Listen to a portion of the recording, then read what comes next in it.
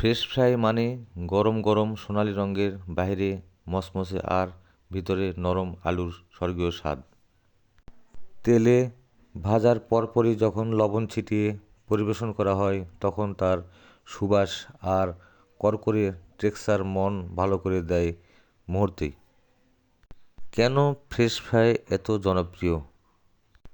তাজা ও গরম পরিবেশন, সৎ ভাজা বলে স্বাদ থাকে একদম সেরা।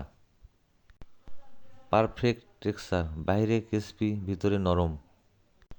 সব বয়সেরই প্রিয়, ছোট থেকে বড় সবারই পছন্দ।